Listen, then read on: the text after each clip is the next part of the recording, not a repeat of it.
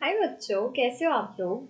मुझे पता है कि आप लोगों ने डिमांड किया था कि दीदी हम लोगों को ना मॉक टेस्ट में बहुत दिक्कत आ रही है। इनफैक्ट कुछ स्टूडेंट्स ने मुझे इंस्टाग्राम पे मैसेज करके कुछ कुछ क्वेश्चंस भी पूछे थे कि दीदी ये इसका आंसर ये कैसे है वो कैसे है। तो मुझे ऐसे लगा कि बहुत सारे स्टूडेंट्स को ये डाउट होगा और इसीलिए हम लोग मॉक टेस्ट लेकर आए हैं। CS कार्ट इंडिया की टीम ने ऑलरेडी सब्जेक्ट वाइज लाना शुरू कर दी है और आज हम डिस्कस करने वाले हैं बिजनेस कम्युनिकेशन की सारी मॉक टेस्ट पूरी की पूरी पांचों सॉल्यूशंस के साथ। अरे जब ICSI ने सॉल्यूशंस दिए भी नहीं थे तब भी हम लोगों ने सॉल्यूशन निकाल कर आपको प्रोवाइड कर दिए थे। पर फिर भी कुछ स्टूडेंट्स को ऐसे डाउट्स थे कि दीदी इसका आंसर ये कैसे है वो कैसे है, तो आज हम लोग सब कुछ डिस्कस करेंगे, ठीक है। So let's get started, quickly start करते हैं सो दैट आपका ये भी देखना फटाफट हो जाए, आपको ज़्यादा एफर्ट नहीं लगेगी। आपको सिर्फ देखना है, समझना है कि ऐसा क्यों है and you have to move forward. अगर आपको चाहिए तो आप इसकी स्पीड थोड़ी ज़्यादा भी कर सकते हैं इन केस अगर आपको क्विक रिवाइज करना है तो, ठीक है। Let's get started. तो सबसे पहला है, हम लोग फर्स्ट मॉक टेस्ट के साथ स्टार्ट कर रहे हैं। सबसे पहला क्वेश्चन है, आई जस्ट होप आप लोगों को क्लियरली दिख रहा है ना। In dash several people can talk to each other, यहाँ पर क्या दिया है, टॉक टू ईच अदर, ठीक है, and see each other on the television screen simultaneously. अब ये मल्टीमीडिया में होगा क्या, नहीं। वॉइस मेल, टेलीकॉन्फ्रेंसिंग और वीडियो कॉन्फ्रेंसिंग और फैक्स। फैक्ट से तो होगा नहीं। देखो यहाँ पर आपको हिंट समझनी पड़ेगी, टॉक भी कर सकते हैं हम लोग, बातचीत भी कर सकते हैं और देख भी सकते हैं। तो क्लियरली आपके माइंड में आ जाना चाहिए वीडियो कॉन्फ्रेंसिंग, है ना, जिनको जिसको टेलीकॉन्फ्रेंसिंग भी कहा जाता है। तो नो डाउट इसका आंसर है सी, राइट, ठीक है। अब हम लोग आ जाते हैं नेक्स्ट क्वेश्चन पे। A single controlling authority is involved in a vertical type of communication। ये इन लोगों ने vertical type का बता दिया, ठीक है, वहां का ज्ञान दे रही है। And people are communicating with a central figure or person. This central figure or person radiates instructions and orders to several of his employees who are working under him. This type of network is called dash। यहाँ पर एक ही centre में person है और वो बहुत सारे लोगों से बात कर रहा है, बहुत सारे लोगों को अथॉरिटी दे रहा है। अभी मैंने ना आप लोगों के लिए मॉड्यूल भी निकाल कर रखी थी, देखो यहाँ पर दिया है, ये क्या है, व्हील नेटवर्क है। यहाँ पर एक ही पर्सन है, हम लोगों ने हमारे रेगुलर क्लासेस में देखा था। ये इससे भी कम्युनिकेट कर रहा है, इससे भी कर रहा है, इससे भी कर रहा है, इसे ही क्या कहते हैं, व्हील नेटवर्क कहते हैं। तो फिर यहाँ पर आंसर क्या हो जाएगा, व्हील नेटवर्क या फिर स्पोक नेटवर्क, ठीक है। चलो फिर हम लोग नेक्स्ट आ जाते हैं। Which of these reports contain information of a routine nature? देखो रूटीन नेचर दिया हुआ है, रूटीन में कौन सी रिपोर्ट्स बनती है, जो पीरियोडिक रिपोर्ट्स होती है, जो हर पीरियड के एंड में हमें लगती है। सपोज क्वार्टरली रिपोर्ट्स, क्वार्टरली हर क्वार्टर के बाद लगती है हमें, तो यहाँ पर आंसर होगा पीरियोडिक रिपोर्ट्स, ठीक है। बाकी सारे ऑप्शंस भी आपने एक बार पढ़ लेना है, आपको समझ में ही आ जाएगा कि देखो ट्रबल रिपोर्ट तो हो नहीं सकता है, ट्रबल तो कभी कभी आता है ना। फिर नेक्स्ट क्या दिया हुआ है, प्रोग्रेस रिपोर्ट। प्रोग्रेस रिपोर्ट हो सकता है कि प्रोग्रेस तो जब प्रोग्रेस होगा तब का रिपोर्ट है, ये रूटीन नेचर का नहीं होता है, क्योंकि ये प्रोग्रेस रिपोर्ट है कि हमारी कंपनी ने इतना प्रोग्रेस किया, इसका रिपोर्ट है ये। फिर नेक्स्ट है लेबोरेटरी रिपोर्ट। अब लैब की रिपोर्ट्स रूटीन नेचर की होती है क्या, नहीं। कौन सी रूटीन नेचर की होगी, जो पीरियोडिक होगी, जो हमेशा बार बार आएगी, वो भी स्पेसिफिक टाइम पे, उसे ही क्या कहते हैं, पीरियोडिक नेचर, पीरियोडिक रिपोर्ट जो रूटीन नेचर की होती है। ऑलराइट, नेक्स्ट आ जाते हैं हम लोग। विच of the following is the odd word, gorgeous. आप बहुत ही गॉर्जियस दिखते हो, एलिगेंट, गॉर्जियस और एलिगेंट काफी सिमिलर है। अगर हमें किसी को कॉम्प्लीमेंट करना है फेसबुक पे, किसी को कमेंट करना है किसी के पिक्चर के नीचे, हम लोग क्या लिखते हैं, आप बहुत ही ज्यादा गॉर्जियस हो, आप बहुत ही ज्यादा एलिगेंट हो, आप बहुत ही एक्सक्विसिट हो। एक्सक्विसिट का मतलब होता है एकदम ही ज्यादा यूनिक। तो ये जो तीनों ऑप्शन है ये काफी ज्यादा सिमिलर लगते हैं। और इसमें हमें क्या फाइंड करना है, हमें ऑड वर्ड फाइंड करना है। इसमें ऑड वर्ड होगा हिडियस। तो एकदम ही ज्यादा अच्छे से समझ में आ जाता है, अगर आपको गॉर्जियस एलिगेंट का मतलब पता है, एक्सक्विसिट का मतलब पता है, तो आपको समझ में आ जाएगा कि हिडियस क्या है, ऑड मन आउट है, ठीक है। ओके, नेक्स्ट आ जाते हैं हम लोग। क्या दिया हुआ है यहाँ पर, a dash is used to end a declarative sentence, a sentence which is not a question और एन एक्सक्लेमेशन। जो सेंटेंस के एंड में यूज होता है वो क्या है, जो ना ही क्वेश्चन मार्क है और ना ही एक्सक्लेमेशन मार्क है। अब हाइफन तो एक डैश होता है, हम लोग यहाँ पर मार्क भी करते हैं ना। हाइफन क्या है, ये एक डैश है, और ये यहाँ पर अगर जब एक वर्ड होगा और यहाँ पर एक वर्ड होगा, उसके बीच में आएगा हाइफन, है ना। फिर स्पेस क्या है, स्पेस हम क्यों देंगे, हम स्पेस देते क्या सेंटेंस के बाद? नहीं। क्या हम सेंटेंस के बाद कॉमा देते क्या? नहीं। देखो यहाँ पर वर्ड जो इंपॉर्टेंट था वो एंड था, जिससे हम एंड करते वो सेंटेंस को, तो ये क्या होगा इसका आंसर? फुल स्टॉप होगा, है ना। ओके, अभी हम लोग नेक्स्ट इस पे आ जाते हैं। ये काफी इजी था, मुझे तो बहुत इजी लगा। द फ्रेज वॉक्स पॉपुली मीन्स, अभी देखो मुझे पता है कि ये वाला आपको समझने में थोड़ा सा डिफिकल्ट होगा, क्योंकि आप लोगों ने सारे लैटिन मैक्सिम्स नहीं पढ़े होंगे, हो सकता है, क्योंकि आपको कोई भी रैंडम फ्रेज आ जाएगा कि ये इसका मतलब क्या है। तो अभी आपको वर्ड बाय वर्ड देखना है कि क्या हो सकता है, ठीक है। वॉक्स पॉपुली, पॉपुली का मतलब हम समझ सकते हैं कि शायद पीपल होगा, और वॉक्स, वॉक्स कौन सी चीज से ज्यादा रिलेटेबल लग रहा है आपको? वॉइस से ज्यादा रिलेटेबल लग रहा है, वर्ड से भी नहीं लग रहा। कॉन्वर्सली, अभी देखो दो वर्ड दिए हैं, ठीक है, तो ये कॉन्वर्सली तो हो ही नहीं सकता है for sure. And oral examination, oral examination को वाइवा वोस बोलते हैं, हमें भी पता है ये, है ना। तो इसका क्या आंसर होगा? डी आंसर होगा। The voice of the people is voice of God. Vox populi, populi का मतलब ही क्या होता है? पॉपुलेशन या पीपल, है ना।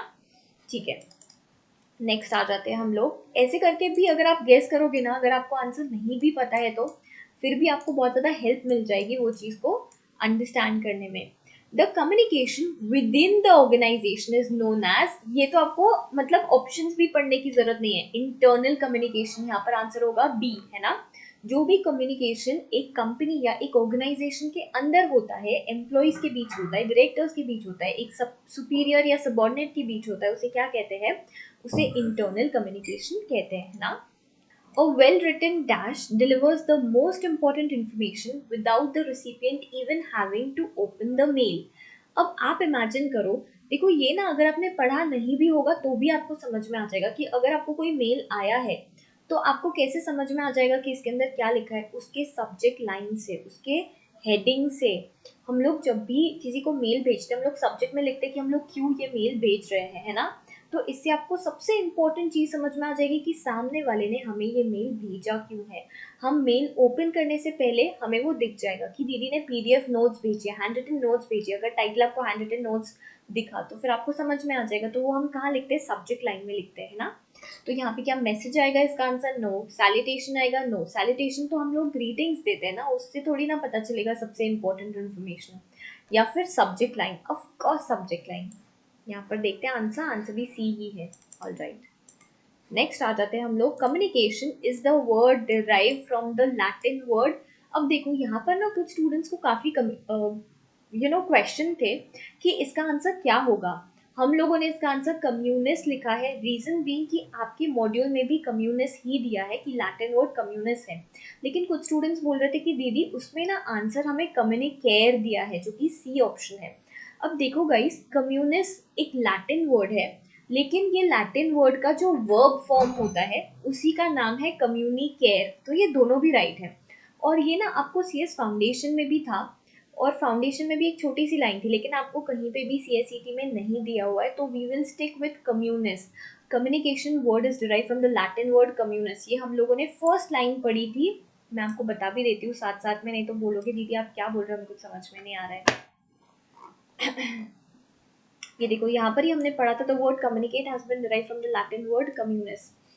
अब देखो ये जो वर्ड है ना कम्युनिस्ट, इसका ही वर्ब फॉर्म क्या है? कम्युनिकेयर है, तो ये दोनों भी राइट है, ठीक है। अब आपको इतने ज्यादा ट्रिकी क्वेश्चंस नहीं देंगे, अगर आपको पता है कि इसका राइट आंसर कम्युनिस्ट है, आप लोग कम्युनिस्ट ही लिखना। इसका जो वर्ब फॉर्म है इसे कम्युनिकेयर बोलते हैं, तो यहाँ पर दो ऑप्शंस राइट है ना। ऑल राइट, लेकिन we'll go with option number B, यहाँ पर भी आंसर बी ही दिया हुआ है, क्योंकि यही उसका राइट आंसर होना चाहिए technically. Okay, noise is a dash barrier to communication. Options हम पहले देखते हैं, सिमेंटिक, फिजिकल, सोशियो फिजिकल, या फिर none of the above.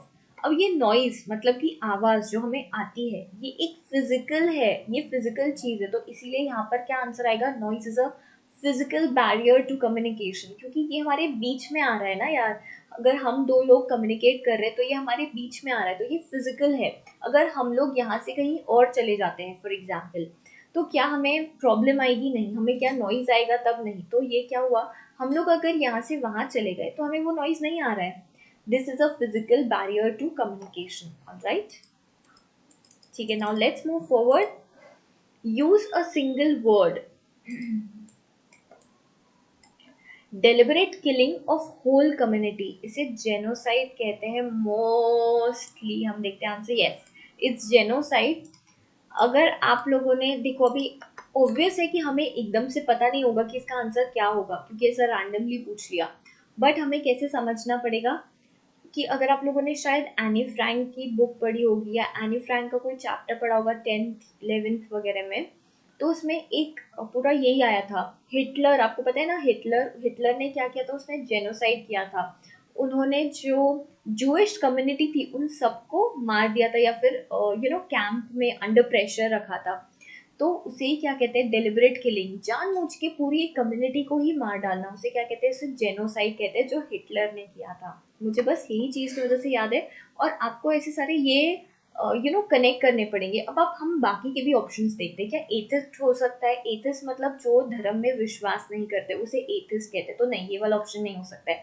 Flora flora and fauna, आपने ऐसा सुना होगा कि कोई जगह की हरियाली जिसे कहते हैं, तो फ्लोरा एंड फौना ये भी नहीं हो सकता है। फ्लोरा फ्लावर्स जहाँ पे होते हैं, ये भी ऑप्शन नहीं हो सकता है। फिर नेक्स्ट है हैंगर। अभी हमें हैंगर का मतलब नहीं पता है, but genocide is the right option, है ना। ठीक है, नेक्स्ट आ जाते हैं हम लोग ऑडेसिटी। यू गाइस, मैंने आपको बोला था ना, एंटोनिम ऑफ ऑडेसिटी दिया हुआ है यहाँ पर। मैंने आप लोगों को रेगुलर क्लास में भी बताया था कि ऑडेसिटी का क्या मतलब होता है, कि इसकी इतनी हिम्मत। तो इतनी हिम्मत, ठीक है। अभी इसका ऑपोजिट क्या होगा, इसका एंटोनिम क्या होगा? अफेक्शनेट। अफेक्शनेट नहीं हो सकता। नेक्स्ट है कावर्डिस। देखो, अफेक्शनेट और कावर्डिस में हो सकता है कि शायद आपको थोड़ा सा कंफ्यूजन हो, लेकिन अफेक्शनेट मतलब लवेबल और कावर्डिस मतलब कि बहुत ही डरपोक। तो इसकी इतनी हिम्मत मतलब ऑडेसिटी, और कावर्डिस मतलब कि ये तो कुछ कर ही नहीं सकता, तो इसे क्या कहते हैं, कावर्ड कहते हैं। तो इसका मुझे ऐसा लगता है कि इसका ऑप्शन होगा बी। चलो फिर हम देखते हैं। देखो, राइट। दीदी आप ही हमारे बदले एग्जाम दे दो, काश मैं दे सकती ना फिर से।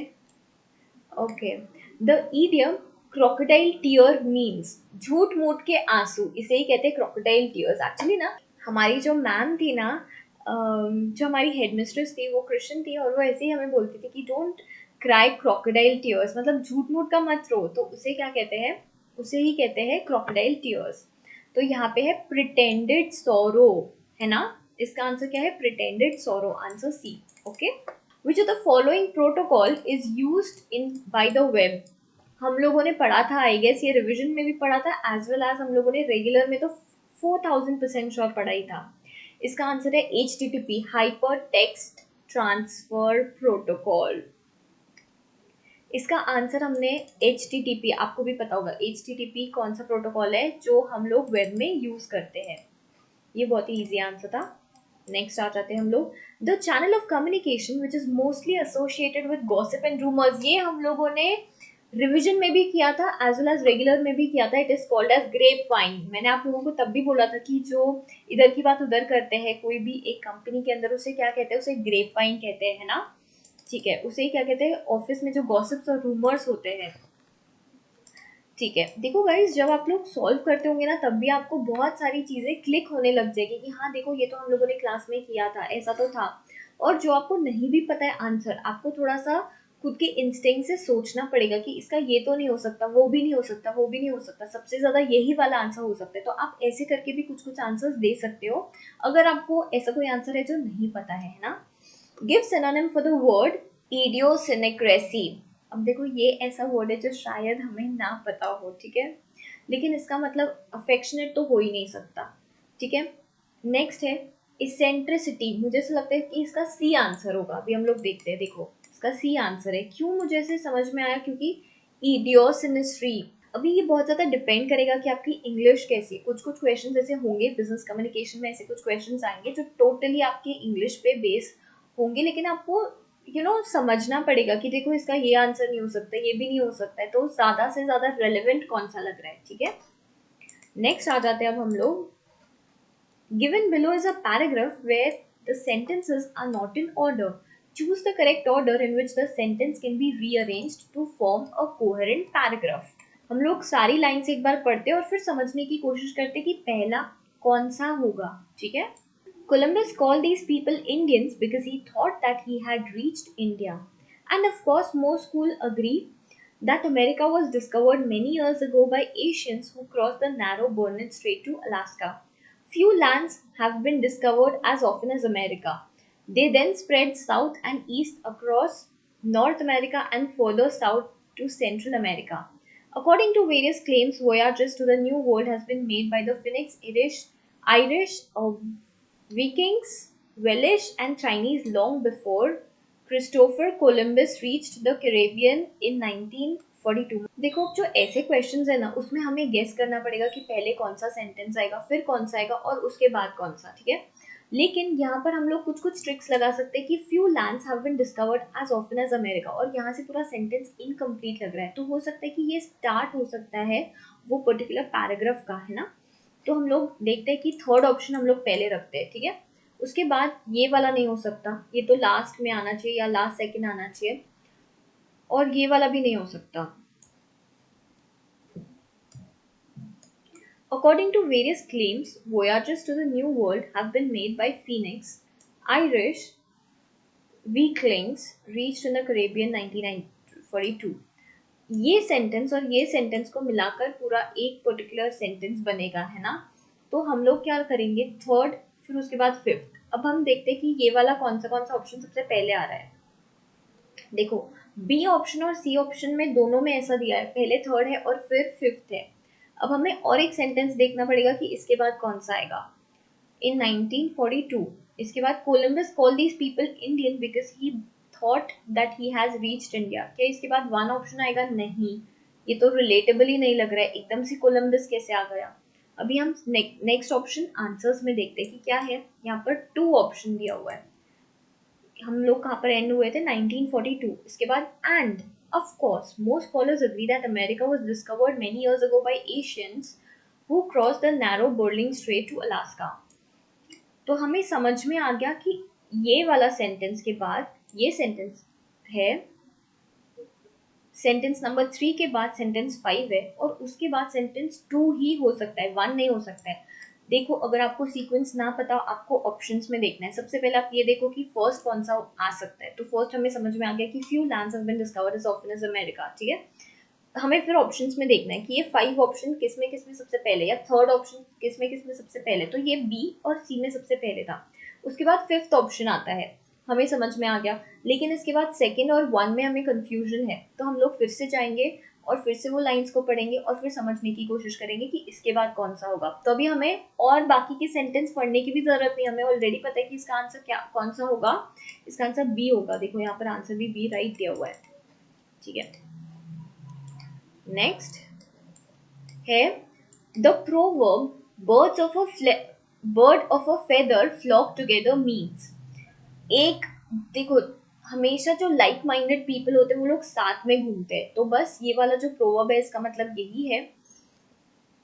People of like character come together, मतलब एक टाइप के लोग हमेशा बहुत अच्छे से फ्रेंड्स बन जाते हैं। आपका भी फ्रेंड वही होगा जो आपके जैसे थॉट्स रखता होगा, शायद उसको पेंटिंग में इंटरेस्ट होगा, आपको भी इंटरेस्ट होगा, तो आप दोनों बहुत सिमिलर हो, तो आप दोनों हमेशा सारी जगह साथ साथ में जाते हो।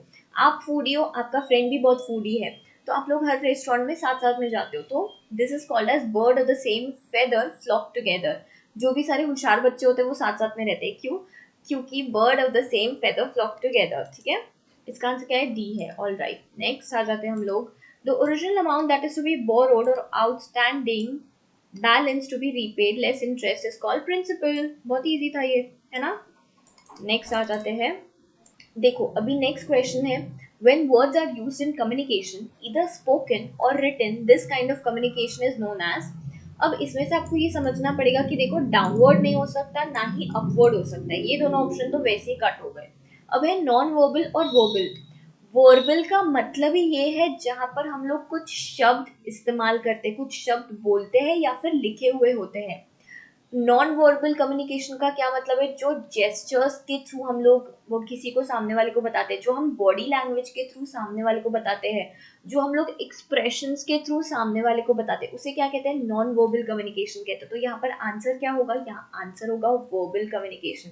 अब प्लीज गाइज आप लोग कंफ्यूज मत हो जाना। मुझे एक इंस्टाग्राम पर मैसेज आया था कि दीदी वर्बल कम्युनिकेशन में थोड़ी ना रिटन कम्युनिकेशन आता है। यहाँ पर ये नहीं बोला है कि ये रिटन कम्युनिकेशन है, यहाँ पर क्या दिया है, जहां पर शब्द यूज होते हैं भले ही लिखे हुए या फिर बोलकर, उसे क्या कहते हैं, तो उसे हम लोग वर्बल कम्युनिकेशन कहते हैं। नॉन वर्बल का क्या मतलब है, नॉन वर्बल मतलब gestures, facial expressions, hand movements, और क्या कहता है बॉडी लैंग्वेज, इन सबको हम लोग नॉन वर्बल कम्युनिकेशन में डालते हैं। तो इसका आंसर क्या होगा, straight away verbal communication. Please guys बहुत ज्यादा आप लोग ओवर एनालाइज भी मत करना इसको। Okay, always start writing your email with a, अब यहाँ पे ऑप्शन है ग्रीटिंग, पर्पस, क्वेश्चन या क्लोजिंग रिमार्क्स। क्लोजिंग रिमार्क्स से कभी हम स्टार्ट नहीं करते, ऑप्शन डी कैंसिल हो गया। क्वेश्चन से हम लोग कभी स्टार्ट नहीं करते, ये ऑप्शन डी कैंसिल हो गया। ऑफ कोर्स जब भी हम कोई ईमेल लिखे तो उसका पर्पस होता है, लेकिन हम लोग लिख रहे हैं ना, तो हम लोग कहाँ से स्टार्ट करेंगे, ग्रीटिंग से स्टार्ट करेंगे। यहाँ पर हम आंसर भी देख लेते हैं, राइट है ग्रीटिंग, ठीक है, बहुत ही इजी था ये वाला। यू गाइस अभी कुछ दिनों पहले ही मैंने ये वाला आप लोगों को एमसीक्यू बूस्टर में आई गेस ये वाला मैंने आपको लिया था, इनफैक्ट मैराथन में भी लिया था और रेगुलर में भी लिया था। आउटसोर्सिंग का क्या मतलब है, मैंने रेगुलर में तो बोला भी था कि ये आपको आ सकता है। आउटसोर्सिंग का क्या मतलब है, जिनको भी ये क्वेश्चन नहीं आया ना मुझसे, तो आप लोग देख ही लो, मुझसे आप लोगों को डांट पड़ने वाली है, ठीक है। मुझे डांटना नहीं आता पर फिर भी मैं आपको डांटूंगी, क्योंकि हम लोगों ने तीनों जगह पे कवर किया है। जहाँ पे जब हमने रिविजन भी किया था तब भी किया था, जब हम लोगों ने रेगुलर में भी किया था, और एज वेल एज मैंने आपको ये एमसीक्यू बूस्टर में भी लिखवाया है। जिन लोगों ने भी एमसीक्यू बूस्टर ने देखा प्लीज देख लेना। तो बहुत ही ज्यादा जूम हो गया। Okay, outsourcing means the activity of providing goods and services involving financial and commercial and industrial aspects. No, इसका मतलब तो क्या है, इसका मतलब तो बिजनेस करना है। The commercial process involving in promoting and selling and distributing a product, नहीं ये भी नहीं है। Contracting out selected functions or activities of an organization to other organization that can do the work more efficiently, इसका answer है सी। हम लोगों ने देखा था ये वाला। आउटसोर्सिंग का क्या मतलब होता है, अगर सपोज मुझे, मेरी कंपनी है, किस चीज़ की मेरी कंपनी है केक बनाने की, ठीक है। मैं सब लोगों को केक्स बनाकर बेचती हूँ, लेकिन केक का जो पैकेजिंग है वो मैं खुद नहीं बना सकती, तो वो काम के लिए मैंने किसी को आउटसोर्स कर दिया है। सपोज मैं रिलायंस कंपनी हूँ, लेकिन मेरे पास इतना टाइम नहीं कि मैं कॉल्स को अटेंड करूँ, कॉल्स हैंडल करूँ, तो मैं क्या करती हूँ, मैं ये काम को आउटसोर्स कर देती हूँ और टीसीएस को दे देती हूँ कि आप लोग हमारे कॉल्स को हैंडल करना है ना। इसे क्या कहते हैं, आउटसोर्सिंग कहते हैं। कॉन्ट्रैक्टिंग आउट सिलेक्टेड फंक्शन या activity of an organisation to other organisation, ताकि वो लोग ज्यादा अच्छे से वो चीज को अच्छे से हैंडल कर पाए और वो चीज पे काम कर पाए। नेक्स्ट है, in MIS system design the sources of information may be categorized as dash and dash, internal and external, I guess yes it's internal and external, और कुछ हो ही नहीं सकता। कंस्ट्रक्टिव डिस्ट्रक्टिव ऐसा कुछ भी ऑप्शन नहीं था, सिंपल था ये वाला। नेक्स्ट क्वेश्चन पे आ जाते हैं हम लोग। Choose the appropriate combination of articles a and the to fill in the two blanks in each of the sentences given below. It is not at all unusual for dash editor. Editor हम लोगों ने पढ़ा था vowels जैसा जो sound करता है उसके आगे क्या लगेगा, एन लगेगा, है ना। तो यहाँ पर आएगा it is not at all unusual for an editor to tamper. Tamper मतलब छेड़खानी करना, तोड़ना, ऐसा कुछ तो भी, मतलब हम ऐसे बोलते ना ये पूरा टैम्पर्ड था, मतलब ये ब्रोकन था, हमने इसे तोड़ दिया था, सील को तोड़ दिया था, इसे टैम्पर किया था। With dash writer's manuscript, with the writer's manuscript. Okay, C option होना चाहिए यहाँ पर।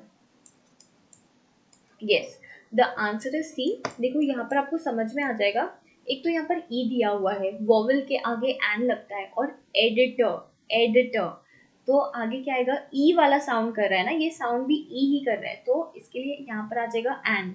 लेकिन ऑप्शंस में ना दो जगह पे, अच्छा तीन जगह पे एन एन एन दिया हुआ है, तो फिर अब आपको नेक्स्ट सेंटेंस का भी समझना पड़ेगा, next fill in the blank को भी समझना पड़ेगा कि यहाँ पे क्या आएगा।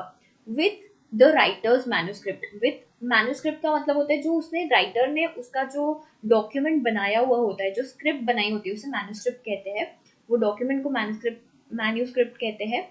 तो मैन्यूस्क्रिप्ट कभी अ नहीं हो सकती है, अ हमेशा मोस्टली पर्सन ही होता है, एन नहीं हो सकते क्योंकि यहाँ पर कोई भी वोवल नहीं है, तो आंसर क्या होगा, द होगा, क्योंकि ये डेफिनेट है, ये वाली मैन्यूस्क्रिप्ट हमने भी पढ़ा था कि डेफिनेट क्या होता है, वहां पे क्या लगता है, द लगता है, ठीक है। नेक्स्ट आ जाते हैं, before sending any written communication one should take a moment to review for spelling, grammar and punctuation mistakes. This practice is called proofreading. मेरे हिसाब से ऑप्शन ए ही होना चाहिए। प्रूफ रीडिंग का ही मतलब होता है कि हम लोग एक बार फटाक से गो थ्रू कर लिए कि हम लोगों ने कोई स्पेलिंग मिस्टेक तो नहीं किया, कोई ग्रामर का मिस्टेक तो नहीं है, सब कुछ बराबर तो लिखा है। इसे क्या कहते हैं, प्रूफ रीडिंग कहते हैं। चेकिंग द टोन, नहीं ये नहीं है उसका ऑप्शन। ओवर कम्युनिकेशन, ये भी नहीं है। कर्टेसी नहीं है। इसका आंसर क्या होना चाहिए, या yes, proof reading.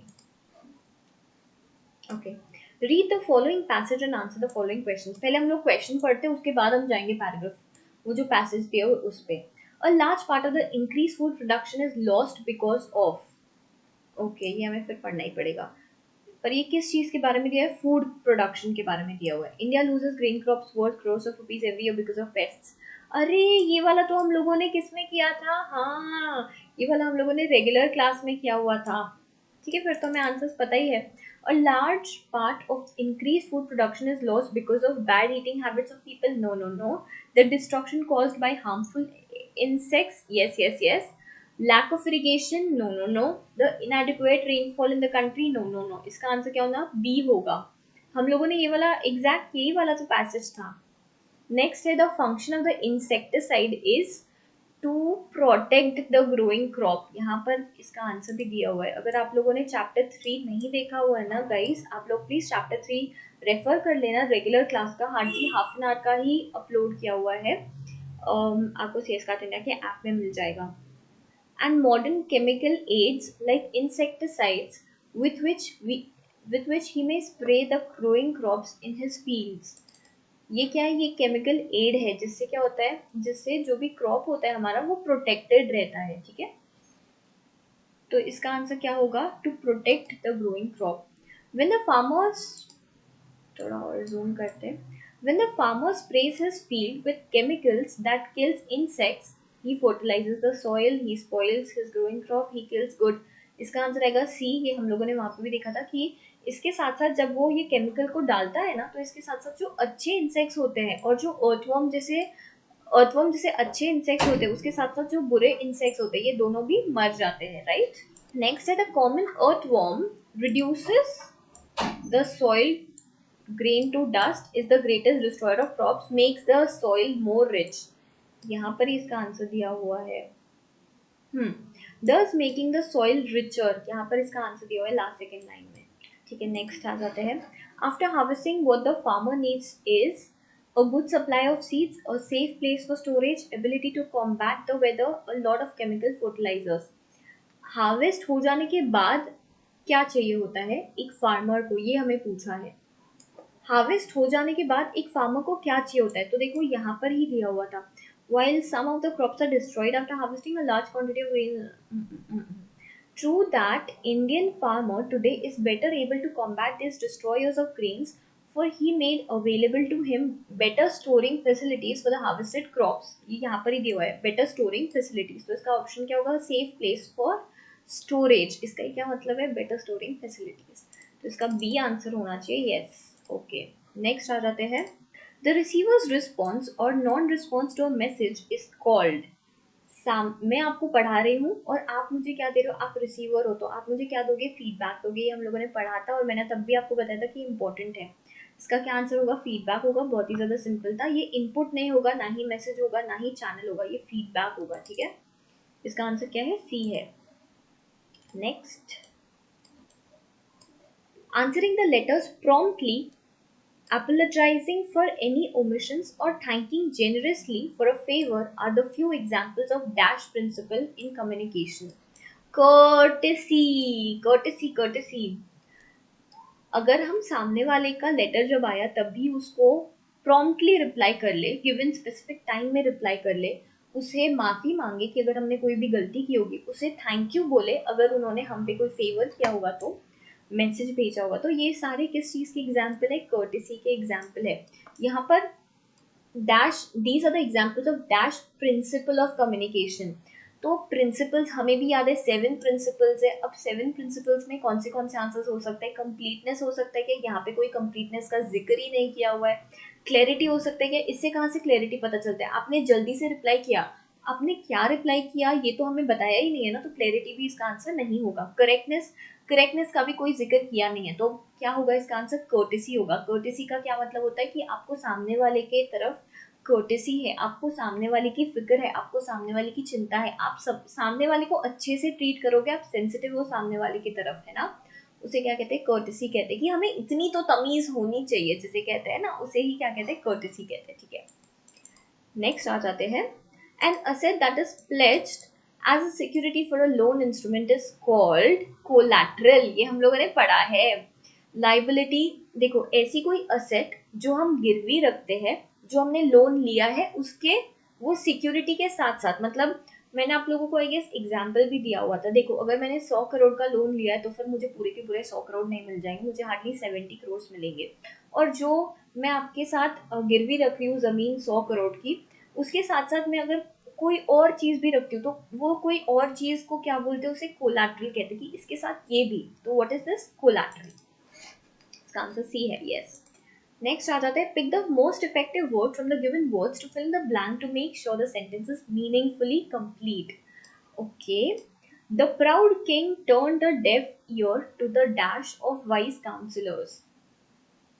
Pick the most effective word पूछा है, ऐसा हमें कोई इफेक्टिव वर्ड लेना है, इन सब में से राइट वर्ड गेस करना है जिससे पूरा सेंटेंस अच्छे से बन जाए। The proud king turn the deaf ear to the dash of, to the advice, यहाँ पे क्या ऑप्शन होगा? मुझे ऐसा लगता है ऑप्शन नंबर ए होना चाहिए, क्योंकि सामने वाला मतलब जो प्राउड किंग है, जो घमंडी किंग है, वो नजरअंदाज कर रहा है जो उनके काउंसलर्स है, जो उनके काउंसलर्स वाइज काउंसलर्स है, उनकी बातों को, उनकी एडवाइस को। तो यहाँ पर आंसर क्या आएगा? एडवाइस। Answer is a. अब मुझे कैसे समझ में आया कि एडवाइस है और एडवाइसेस नहीं है? क्योंकि दीदी यहाँ पे तो दो दो ऑप्शन दिए हुए। सबसे पहले तो हमें राइट स्पेलिंग गेस करना है। राइट स्पेलिंग कौन सा है? एडवाइस। सी आना चाहिए। देखो यहाँ पर मार्क करते हैं हम लोग। मार्क करने से ना ये छोटा हो जाता है, I don't know why. Advice यहाँ पर सी है, यहाँ पे भी सी है, लेकिन ये दोनों ऑप्शंस में एस एस दिया हुआ है, तो ये दोनों तो हो ही नहीं सकते। ठीक है, अब इन दोनों में से एडवाइस है एक ऑप्शन, दूसरा है advices. The proud king turn the deaf ear to the advices of wise counsellors. दोनों भी एस नहीं आते हैं कभी। बहुत सारे काउंसिलर्स की एडवाइस होती है, एक ही एडवाइस है बहुत सारे काउंसिलर्स ने दी हुई, एक से ज्यादा काउंसलर्स ने दी हुई, तो उसे क्या कहते हैं? एडवाइस यूज करेंगे, एडवाइसेस यूज नहीं करेंगे। ठीक है, with this we are completed with mock test number 1। I just hope आपको बाकी सारी मॉक टेस्ट में भी पढ़ने में मजा आए। बहुत ही फटाफट हम लोग खत्म कर लेते हैं। ठीक है, चलो फिर बच्चों चालू करते हैं मॉक टेस्ट नंबर 2 सॉल्यूशंस के साथ। सबसे पहला है, dash is a type of communication flow which usually takes place between same level, same status of hierarchy in the organization। same level पे होता है तो इसे क्या कहते हैं? इसे horizontal flow कहते हैं। इसका आंसर डी होना चाहिए, राइट? ठीक है, काफी इजी था ये वाला तो। A dash is a software application that enables one to find, retrieve and display information available on the world wide web। You guys, ये हम लोगों ने MCQ बूस्टर में किया था, अगर आपको याद होगा तो। और वेब ब्राउजर मैंने आपको बोला भी था, आपको ऐसे करके दे देंगे। और dash is a software application that enables one to find, retrieve and display information available on the world wide web। तो ये किस सॉफ्टवेयर से हम कर पाएंगे? ये हम लोग एक वेब ब्राउजर के थ्रू कर पाएंगे। कौन से वेब ब्राउजर्स होते हैं? जैसे कि internet explorer, Mozilla Firefox, safari, Google Chrome, ये सारे। तो इसका आंसर है बी। ओके, नेक्स्ट देखते हैं। और business report includes the following elements, subject line, body, complimentary. नहीं, ये सब नहीं होता, ये तो एक लेटर में होता है। Executive summary, subject line, conclusion, salutations. Executive summary, body, की फाइंडिंग्स, कंक्लूजन्स। की finding, salutation, body, subject line. D तो नहीं है, ए भी नहीं है। अब इन दोनों में थोड़ा सा कंफ्यूजन है, लेकिन क्या कोई इसमें सैल्यूटेशंस होते हैं या सब्जेक्ट लाइन होती है? नहीं, सब्जेक्ट लाइन नहीं होती है कोई बिजनेस रिपोर्ट में। तो इसका आंसर क्या होगा? आंसर सी होगा। इसमें समरी होती है, एग्जीक्यूटिव की समरी होती है, बॉडी होता है, इसमें की फाइंडिंग्स होता है और कंक्लूजन होता है। तो इसका आंसर सी होना चाहिए, राइट? ठीक है, नेक्स्ट आ जाते हैं annuity. is a fixed sum of money payable for the whole or part of a person's life under the terms of an insurance policy और विल। इसका आंसर डी होगा स्ट्रेट अवे। शायद ही आप लोगों ने लीगल लॉजिकल रीजनिंग में पढ़ा होगा मे बी। एन्युटी क्या होता है? ये एक स्पेसिफिक सम होता है जो हम लोग पे करते हैं।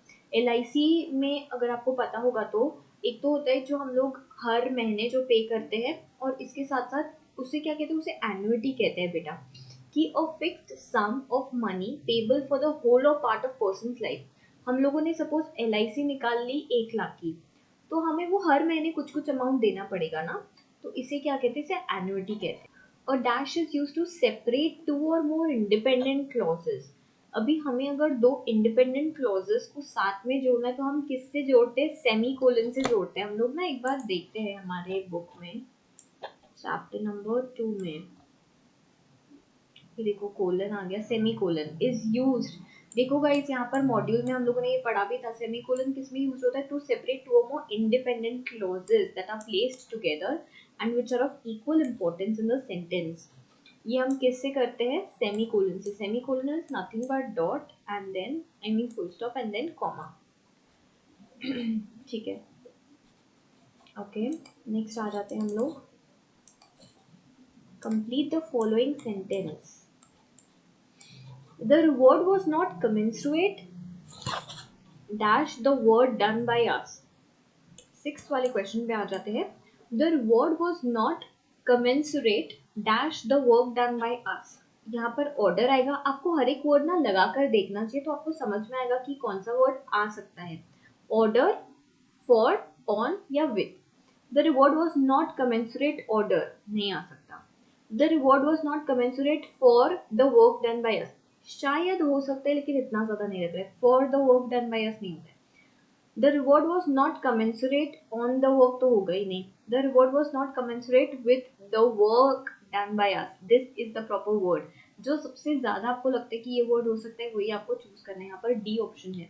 The reward was not commensurate dash the work done by us with the work done by us।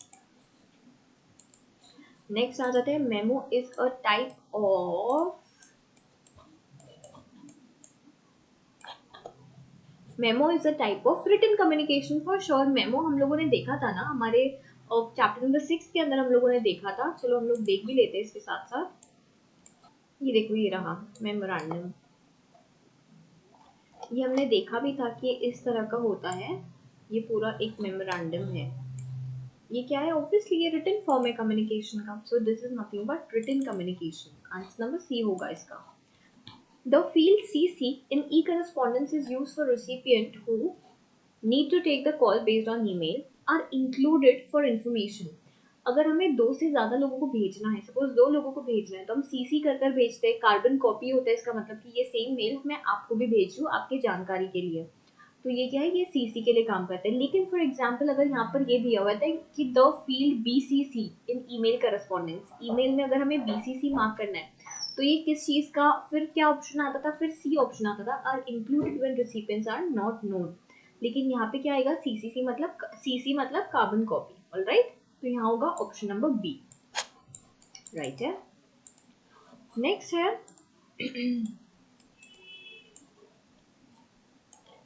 a dash helps the reader to find out in the first instance what the contents of the letter are। इसका तो आपको देखे बिना समझ में आ जाना चाहिए। इसका जो सब्जेक्ट लाइन होता है वो हमें हेल्प करता है। हम लोगों ने ये मॉक टेस्ट 1 में भी अभी देखा। इसका जो सब्जेक्ट लाइन है उससे हम लोग पहले ही बार में पढ़कर समझ जाते हैं कि इसके अंदर लेटर में क्या लिखा हो सकता है ना। इसका आंसर है ए। नेक्स्ट है MI स्टैंड्स फॉर, बहुत ही इजी क्वेश्चन है। MI stands for management information system. इसका आंसर क्या होगा? Option A. अगर आपने चैप्टर 7 पढ़ा होगा तो आपको पता होगा। चैप्टर 6 आई गेस, चैप्टर 6 का एंड या chapter 7। Give antonym for the word of extravagant. Extravagant मतलब बहुत ही बड़ा, बहुत ही लैविश। उसको क्या बोलते हैं? एक्स्ट्रावेगेंट बोलते हैं। कि इन्होंने बहुत ही लैविश, बहुत ही एक्स्ट्रावेगेंट वेडिंग की है। ओके, तो इसका क्या होगा? एंटोनिम। अभी एंटोनिम इसका ऑपोजिट वर्ड क्या होगा? लैविश होगा क्या? नहीं। Broad? No. Economical is the word. Economical मतलब बजट के अंदर, और एक्स्ट्रावेगेंट मतलब बहुत ही ज्यादा ओवर बजट, बहुत ही फैंसी, बहुत ही एक्सपेंसिव, ठीक है, बहुत ही लाविश जिसे कहते हैं। तो इसका आंसर क्या होगा? इसका आंसर होगा बी, इकोनॉमिकल। इकोनॉमिकल मतलब हमारे बजट में। नेक्स्ट क्वेश्चन है, choose the most appropriate meaning of the idiom a fair weather friend. Fair weather का ही क्या मतलब है कि जब सब ठीक ठाक रहा तभी आता है, या फिर जब उसको डिफिकल्टी हुई, जब उसको काम पड़ा तभी वो हमारे पास आता है। तो इसका क्या ऑप्शन होगा? सी ऑप्शन होगा, अ friend who deserves in difficult times, ठीक है। Next, choose the correct spelling. क्या है इसका करेक्ट स्पेलिंग? एब्सेंस। ये ऑप्शन नंबर डी इसका करेक्ट स्पेलिंग है। देखो आप लोग क्योंकि बहुत ज्यादा थोड़े से टेंशन में होगे तो आप हो सकते हैं अच्छे से रीड ना करो, पर आपको देखना पड़ेगा कि इसका करेक्ट स्पेलिंग क्या है। ये तो मैं आपको नहीं बता सकती हूँ। एब्सेंस, ई और सी ई, पहले एस आएगा फिर सी आएगा, ठीक है। ऑप्शन क्या होता है? डी ऑप्शन होता है। Okay, next, dash is used to disseminate information to a large number of employees within the organization। ये हम लोगों ने किस में किया था? बताओ बताओ बताओ बताओ बताओ। ये हम लोगों ने एमसीक्यू बूस्टर में किया था और इसका आंसर है ऑफिस सर्कुलर। ऑफिस सर्कुलर को हम तब यूज करते हैं अगर हमें बहुत सारे एम्प्लॉयज को ये सेम इंफॉर्मेशन पहुंचानी है तो।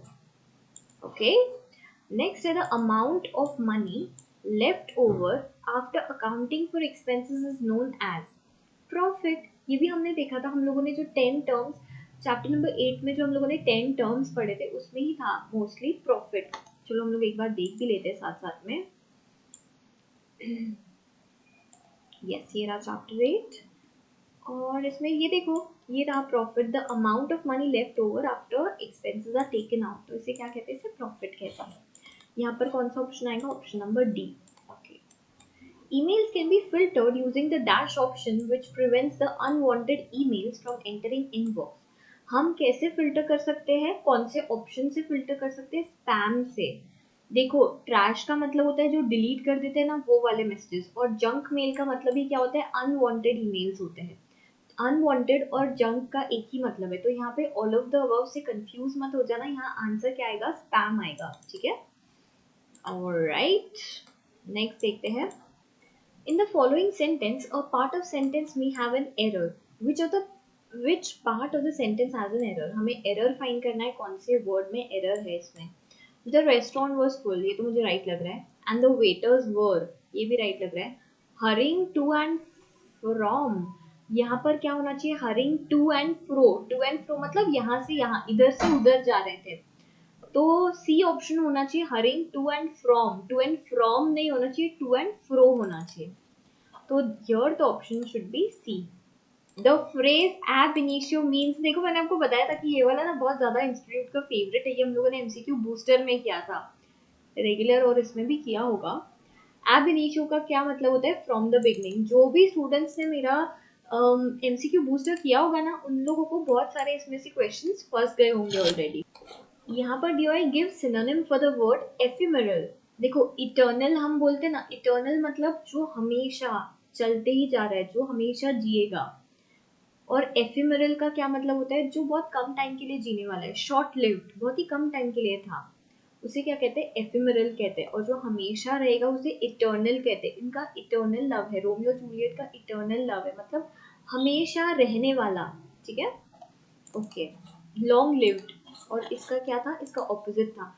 ओ माय माय, ये भी हम लोगों ने कहाँ किया था? आप बताओ मुझे। एमसीक्यू बूस्टर में किया था। आप लोग एमसीक्यू बूस्टर जरूर रेफर करना, एक बार आप एग्जाम देने के लिए चाहो ना, आई मीन एग्जाम अटेम्प्ट करो ना उसके पहले, ठीक है।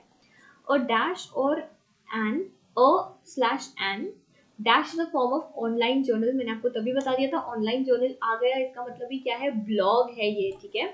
That allows text, images, video clips and links to websites. ये तो मुझे पता है कि आप लोगों को पता ही है, अगर आप लोगों ने एमसीक्यू बूस्टर देखा होगा तो।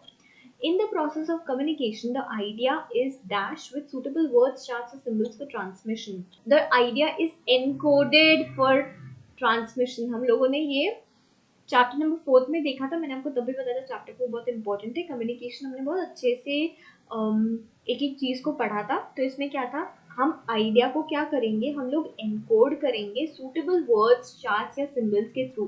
मैंने आपको एग्जांपल दिया था कि हमें हमारे मम्मी पापा को कन्विंस करना है कि हमें गोवा जाने दें, तो हमने इस चीज के लिए क्या किया था? हमने ये देखा था कि हम क्या बोलेंगे, तो उसे क्या कहते हैं? एनकोड करना कहते थे। आइडिया इज एनकोडेड, ठीक है। नेक्स्ट क्वेश्चन है, और dash network of communication flows the organizational hierarchy and chain of command. Chain of command का मतलब ही क्या है, चेन नेटवर्क है इसका। हम लोगों ने देखा था, रुको मैं खोलकर आपको बताती हूँ कौन सा था चैप्टर नंबर था 4।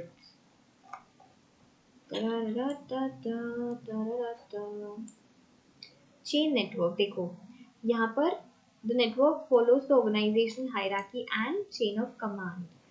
ये ए जो है ये बी को बताएगा, फिर बी उसके नीचे वाले को बताएगा, फिर सी उसके नीचे वाले को बताएगा। उसे ही क्या बोलते हैं, उसे ही हम लोग बोलते हैं, yes you right, chain network. ठीक है, सी आ जाते हैं हम लोग। The dash helps the company to communicate within the organization. ये भी हम लोगों ने पढ़ा है। इंट्रानेट, इंट्रानेट हमें हेल्प करता है कम्युनिकेट करने के लिए एक ऑर्गेनाइजेशन के अंदर। ठीक है, द स्पेशलाइज्ड और technical words used in specific fields is called, ये हम लोगों ने किया था, इसको जार्गन बोलते हैं। हम लोगों ने बहुत डिटेल्ड एक्सप्लेनेशन, डिटेल बातचीत की थी कि जार्गन्स क्या होते हैं। जार्गन्स ऐसे वर्ड्स होते हैं जो बहुत ही टेक्निकल है, जो सब लोगों को समझ में नहीं आते, वो सिर्फ वो पर्टिकुलर फील्ड में जो लोग काम करते हैं सिर्फ उनको समझ आते हैं। ठीक है, नेक्स्ट है विच of the following is the odd word out. इसमें से जो भी ऑड वर्ड है हमें वो सिलेक्ट करना है। स्लीपी का मतलब होता है बहुत ही उसको नींद आ रही है। ड्राउजी का भी मतलब होता है बस ये सो ही जाएगा। शैबी मतलब unclean. Dirty messed up clothes है, क्लोथ्स को आयरन नहीं किया हुआ है, बाल नहीं बनाए हैं, उसे शैबी कहते हैं। और स्लम्बर, स्लम्बर का मतलब भी सोना ही होता है। तो यहाँ पे ऑड मैन आउट क्या है, सी है। देखो गाइस इसमें से कुछ कुछ चीजें सी हो सकती है जो शायद आपको थोड़ी सी डिफिकल्ट जाए, रीजन बीइंग कि आपकी इंग्लिश बहुत ज़्यादा अच्छी नहीं है, क्योंकि ये सारे वर्ड्स आपको जानना ज़रूरी है। देखो मैं आपको बिल्कुल भी शुगर कोट कर कर नहीं बोलूँगी कि नहीं फिर भी हो जाएगा, ऐसा नहीं होगा। कुछ कुछ ऐसे आपको प्रॉब्लम्स आएंगे कि आपको समझ में ना आए कि कौन सा पर्टिकुलर ऑप्शन को चूज करना है, स्पेशली जो इंग्लिश रिलेटेड कुछ कुछ टर्म्स होते हैं। अगर आप लोगों के पास बहुत सारा टाइम है, अगर अभी आपका अटेम्प्ट नहीं है, तो फिर आई वुड सजेस्ट कि आपको सीरीज देखनी चाहिए, आपकी इंग्लिश को इम्प्रूव करना चाहिए, क्योंकि आपको सिर्फ ये एग्जाम क्लियर करने में काम नहीं आने वाला है, बल्कि हमेशा ही काम आएगा। दीदी अभी आप बस हमें पढ़ाओ, हमें बस अभी पास होने पे फोकस करना है। ठीक है, listening is the receiving part of communication. बता दो हम लोगों ने कहाँ किया था ये, यस यू राइट, हम लोगों ने ये एमसीक्यू बूस्टर में किया था। मैंने ऊपर लिखा था वहां पे listening is the receiving part of the communication. ठीक है, choose the appropriate article to fill the blank in the sentence given. They put up, हमें एक आर्टिकल यूज करना है, ए एन या फिर the. They put up they tent under a star नहीं होता है, स्टार्स दिया हुआ यहाँ पर, एंड स्टार्स नहीं होगा तो the stars. They put up their tent under the stars and went to sleep, तो द होना चाहिए ऑप्शन यहाँ पे सी होना चाहिए, right. The financial statement is generally prepared at the end of the financial year, showing assets, liabilities and net worth of an organization. इसे क्या कहते हैं, इसे बैलेंस शीट कहते हैं। ऑफ कोर्स ये तो आपको पता है ऑलरेडी।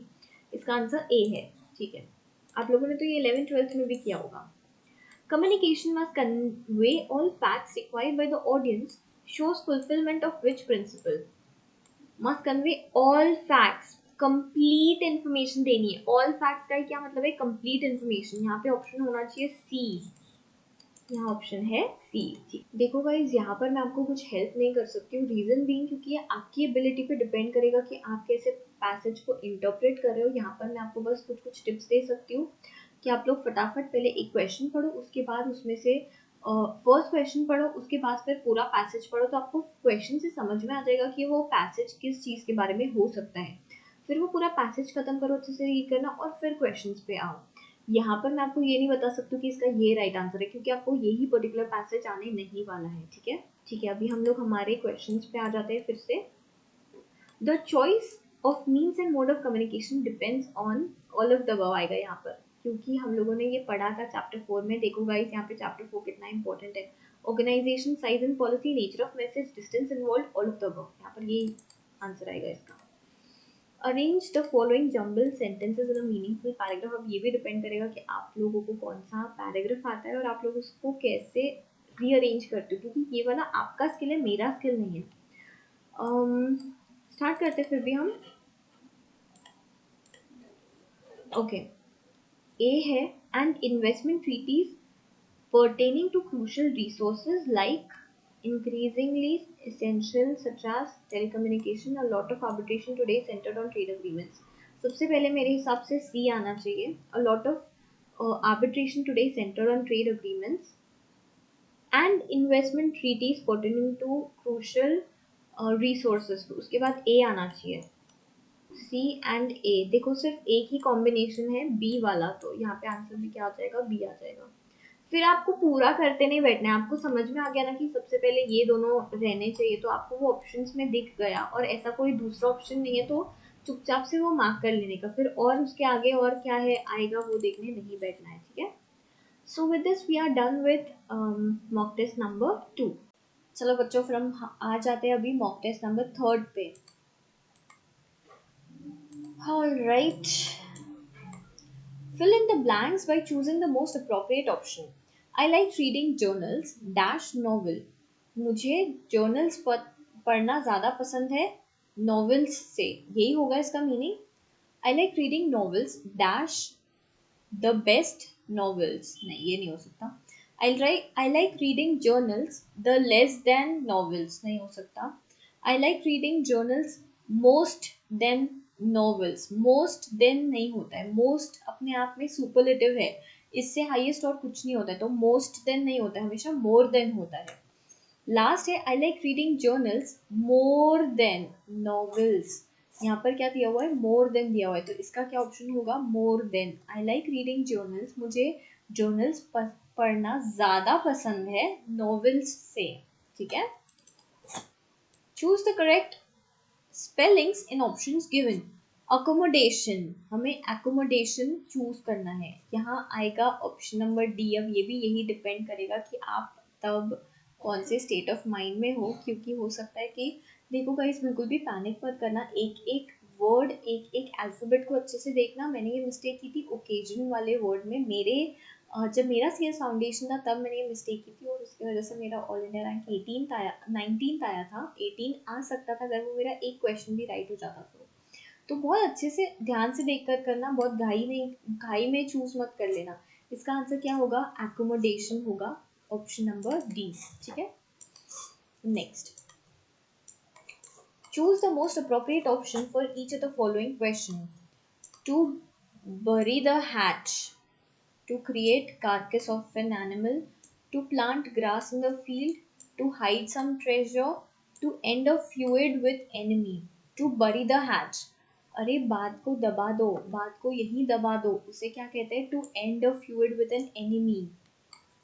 बात को यहीं पे दबा दो, इसे क्या कहते हैं, टू एंड एन फ्यूड. हम जो भी बात है वो खत्म यहीं पे कर लेते हैं. ठीक है.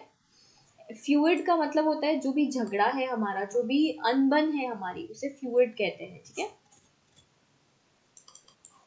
An agreement between parties in order to create legal obligation under a seal for a consideration and enforceable by law is called as contract. ये तो आप लोगों ने कॉन्ट्रैक्ट एक्ट में पढ़ लिया होगा, option number D.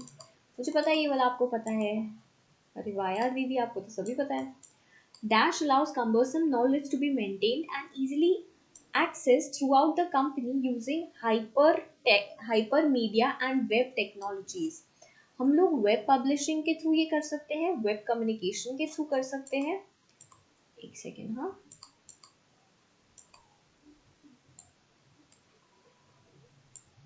Web publishing के through, web communication, web circular या वेबसाइट के through.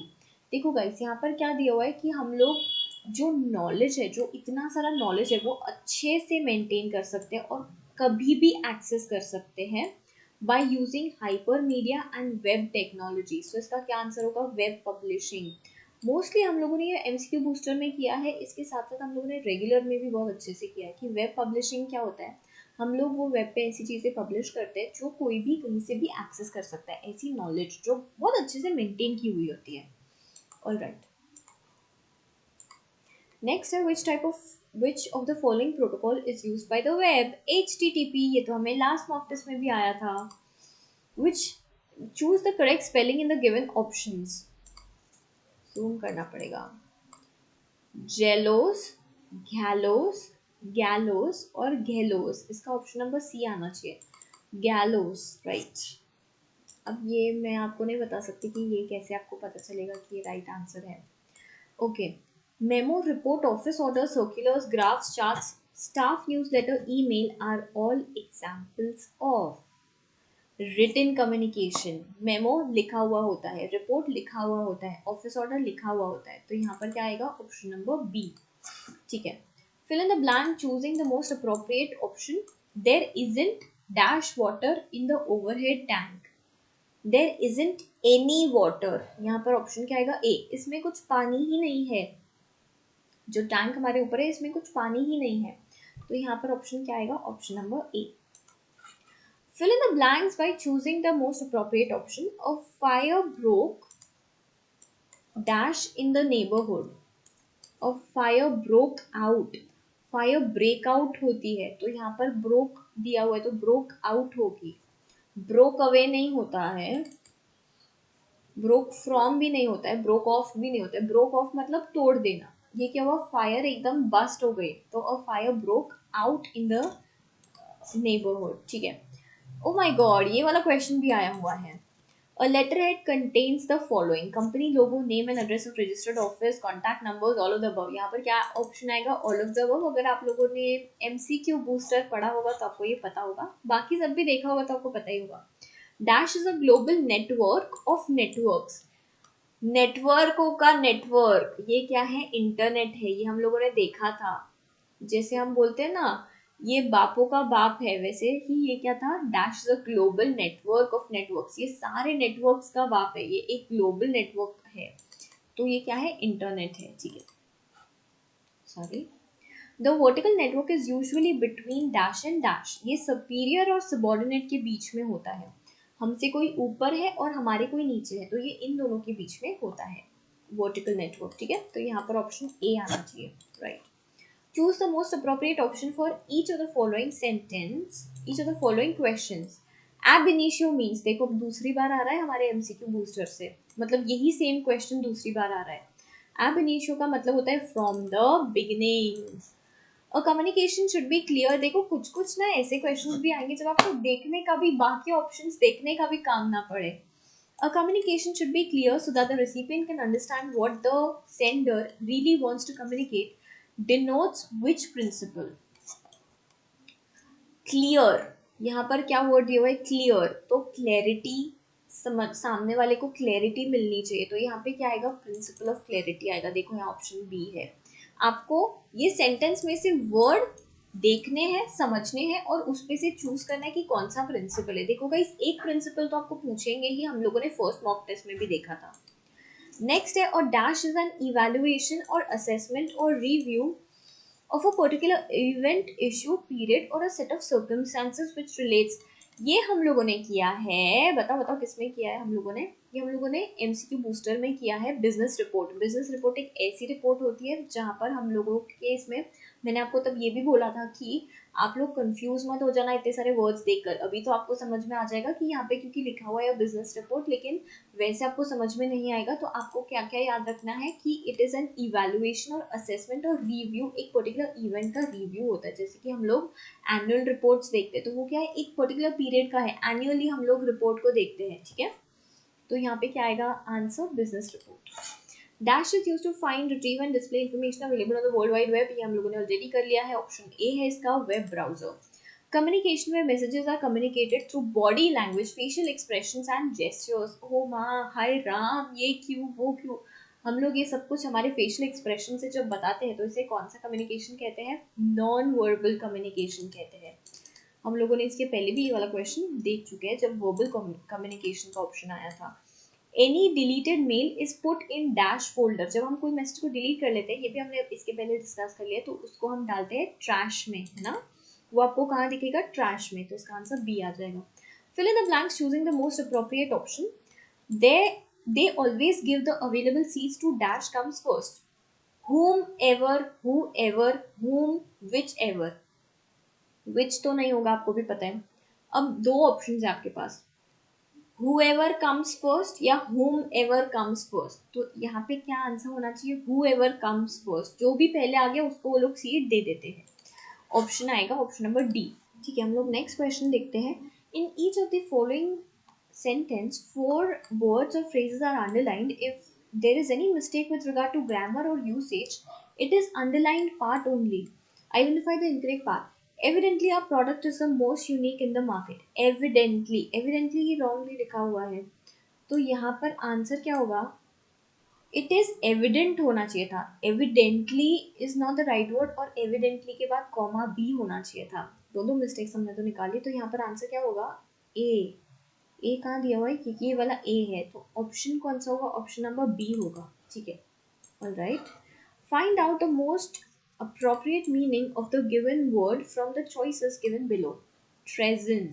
Insult the ruler, desecrating the fact, campaign of republic या betrayal of country. इसे betrayal of country कहते हैं. Treason का मतलब है कि आपने आपके वतन से धोखा किया. ठीक है. Choose the most appropriate option for each of the following questions.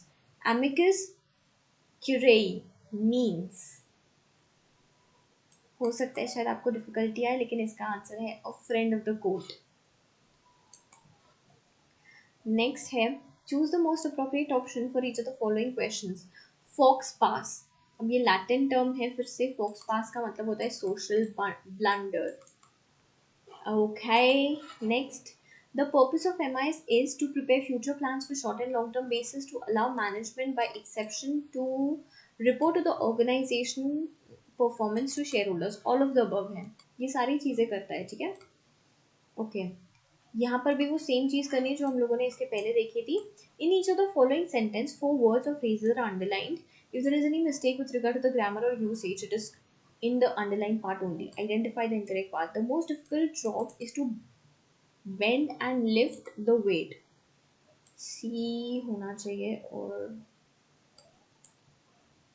इसका आंसर सी होना चाहिए, और सी दिया हुआ है डी में. इसका ऑप्शन डी होना चाहिए, right. The most difficult part is to bend and then lift the weight. Lifting नहीं होना चाहिए. ठीक है, ओके. रीड द पैसेज को पूरा रीड करना है और फिर आंसर निकालना है. ये आपकी कैपेबिलिटीज पे डिपेंड करेगा, मेरे नहीं. क्यों गाइस, इसमें पूरा पैसेज ही नहीं दिया हुआ है, तो फिर हम लोग ये वाले क्वेश्चंस को स्किप कर रहे हैं. We'll directly move forward to question number 32. Dash is the fall in the value of fixed or movable asset due to wear and tear. Depreciation. यहाँ पर आंसर क्या होगा? Depreciation. ये हम लोगों ने रेगुलर क्लास में देखा था. ठीक है, नेक्स्ट है, read the jumbled passage carefully and then pick the option in which the best sequence is shown. ये एक jumbled passage है. The super tax scanner could revolutionize the way people shop virtually, eradicating supermarket queues. यहाँ पर colon दिया हुआ है. ठीक है, ये भी हमें याद रखना है. The face of retailing will change even more rapidly through fiber optic networks. The scanner would have a double benefit for supermarkets, removing the bottlenecks which causes frustration to most customers and reducing the number of checkout staff. Option, okay.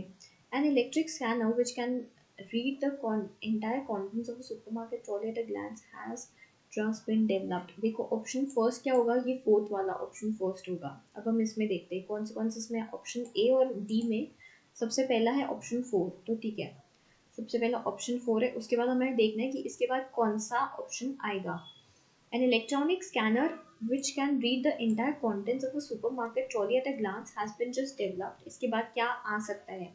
The super tax scanner could revolutionize the way people shop. Of course, इसके बाद यही बताएंगे ना कि ये किस तरह का इलेक्ट्रॉनिक स्कैनर है. तो ये दिया हुआ है ए वाले सेंटेंस में. तो फोर्थ सेंटेंस के बाद आएगा सेंटेंस नंबर 1, और इसीलिए आएगा option number first. Yes, option number first आएगा. ठीक है, इसके बाद का पढ़ने की जरूरत ही नहीं है, क्योंकि यहाँ पर क्या दिया हुआ है? ऑप्शन 4 के बाद यहाँ ऑप्शन 3 दिया हुआ है, जो कि रॉन्ग है. ओके, नेक्स्ट हम लोग आ जाते हैं. Find out the appropriate meaning of the given word from the choice of words. Thesaurus का मतलब सिनोनिम्स होता है, सेम वर्ड्स होता है. अगर आपने कभी कोई सिनोनिम को गूगल किया होगा ना, तो एक साइट है thesaurus.com कर या ऐसा कुछ, तो वहाँ पर सारे वैसे ही सिनोनिम्स टाइप के आपको वर्ड्स मिलते हैं. तो इसे क्या कहते हैं? इसे बुक ऑफ सिनोनिम्स कहते हैं, जहाँ पर सारे सिनोनिम्स लिखे होते हैं. ओके, तो यहाँ पर आंसर थिसॉरस का होगा book of synonyms, option B. Noise is a dash barrier to communication. हमने ऊपर ही देख लिया था, it is a physical barrier. हम यहाँ पर बात कर रहे हैं तो यहाँ पर कोई चीज़ की आवाज़ आ रही है, हमारे कानों पे पड़ रही है, ये क्या है, ये एक फिजिकल बैरियर है कम्युनिकेशन का। All right, so with this we are completed with mock test 3। चलो फिर स्टार्ट करते हैं मॉक टेस्ट नंबर 4 के साथ। फर्स्ट क्वेश्चन है, fill in the blanks by choosing the most appropriate option. He was not listening dash I was saying. To what I was saying. To what आना चाहिए, है ना। हमें हर एक ऑप्शन को वहां पे रख कर देखना है और फिर सोचना है कि क्या हो सकता है। वो सुन नहीं रहा था पूरे टाइम जब मैं बोल रही थी, जब मैं बात कर रही थी। He was not listening to what I was saying. इसका ऑप्शन नंबर ए होना चाहिए, राइट है हमारा। Choose the most grammatically correct option. The Titanic did not reach its destination.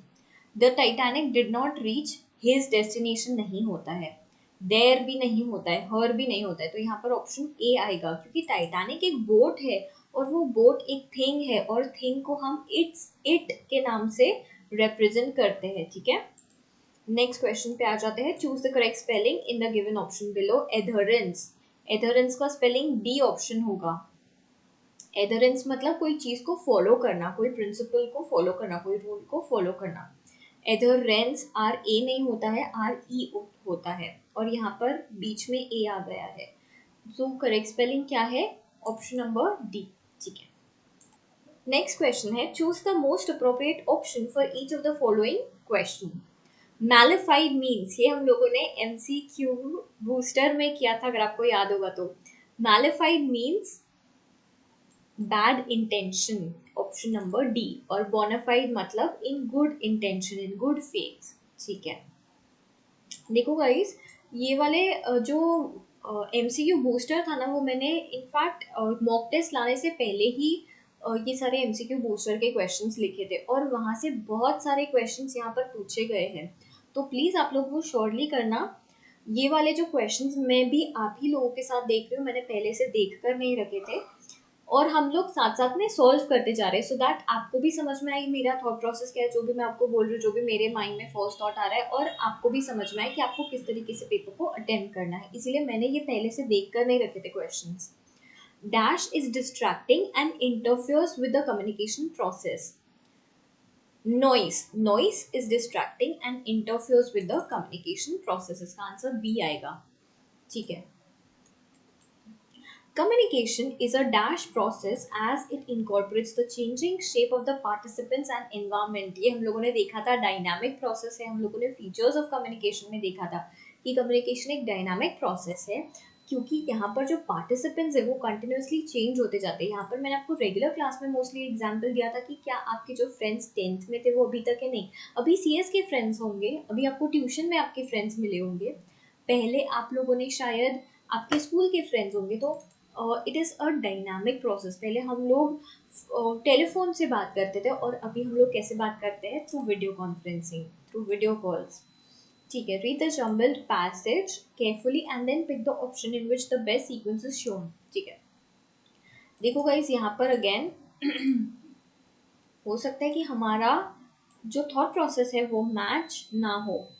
This clearly indicates that the brain of men and women are organized differently in the way they process speech.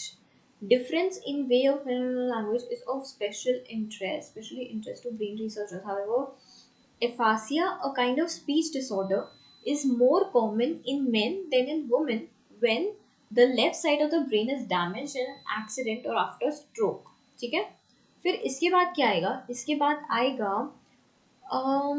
however, women are likely than men to suffer when front part of the brain is damaged. ठीक है, अभी ये लोग ये particular disorder की बात कर रहे हैं। देखो स्टार्ट कहाँ से होगा, ये हमें कैसे समझ में आएगा। ये जो थर्ड सेंटेंस ये हावेवर से स्टार्ट होता है तो ऑब्वियसली ये स्टार्टिंग में तो आएगा नहीं। फिर जो फर्स्ट सेंटेंस है डिफरेंस इन द वे, इसका कोई मतलब नहीं बनता है, हमें इसका कॉन्टेक्स्ट लाने के लिए हमें ये फर्स्ट सेंटेंस को लिखना ज़रूरी है जो यहाँ पे फोर्थ में दिया हुआ है। तो ये हमारा बन जाएगा फर्स्ट में सेंटेंस। हावेवर वुमेन ये हमारा सेकंड में बन जाएगा सेंटेंस। अभी हम ऑप्शंस में देखते हैं। सबसे पहले फोर्थ हमें बी में दिख रहा है और डी में दिख रहा है। फिर हमने थर्ड ऑप्शन देखा है, third option I guess B में। आंसर क्या है, बी है। बस ये दोनों आपका राइट हो गया। यहाँ पर 1 दिया हुआ है ना, तो आपको समझ में आ गया कि बी ही ऑप्शन है। उसके बाद का आगे का आपको सॉल्व करने की जरूरत भी नहीं है, ठीक है। ओके, नेक्स्ट क्वेश्चन पे आते हैं अभी हम लोग. An amount set aside out of profits or surplus to meet contingencies is called reserve. हम ऐसे कुछ जो हमारी प्रॉफिट है वो ऐसे सेव करके क्यों रखते हैं, ताकि कभी कठिनाइयों में, कभी ऐसी कोई परिस्थितियों में काम आए. तो उसे क्या कहते हैं, उसे रिजर्व कहते हैं. ठीक है, ओके. नेक्स्ट है choose the correct spelling. Remuneration, A वाला जो है मुझे राइट लग रहा है. Remuneration, I guess option A is the right, yes, answer. Choose the most grammatically correct option from below. Please stop interfering for my. नहीं. Please stop interfering with my. In my. ये जो D वाला sentence है ना, यहाँ पे in लिखा हुआ है. मेरी रोमांटिक लाइफ में इंटरफियर मत करो. मेरी रोमांटिक लाइफ के अंदर, तो in. ठीक है, यहाँ आएगा ऑप्शन नंबर डी. नेक्स्ट देखते हैं हम लोग. Known to self and to others is called. जो हमें दोनों को भी पता है उसे क्या कहते हैं? Yes, you are right, arena quadrant कहते हैं उसे, जो कि ऑप्शन नंबर सी. ठीक है, नेक्स्ट है an address bar is also known as URL bar. मैंने आपको बताया था ना, जब हम लोग कोई भी चीज़ को गूगल करते हैं तो फिर गूगल क्रोम में हम लोग जब खोलते हैं तो ऊपर एक बार आता है जहाँ पर, जिसे एड्रेस बार भी कहते हैं, वहाँ पे हम लोग हमारा यूआरएल सर्च करते हैं. ओके, यूआरएल डालते ताकि वो पर्टिकुलर साइट खुल जाए. और कोरम, देखो गाइस, ये वाला हम लोगों ने रिवीजन में भी किया था, मैराथन में भी किया था, एज वेल एज क्लास में भी डिस्कस किया था. क्योंकि कोरम ना बहुत रिलेटेबल टर्म है, तो मुझे पता ही था हो सकते हैं, आ ही सकता है ये. और quorum is minimum number of members required to be present in order to transact at a meeting. ये फर्स्ट वाला है, ए ऑप्शन है. हमें पढ़कर ही समझ में आ गया कि इसका ऑप्शन नंबर ए आंसर होगा. ठीक है, okay.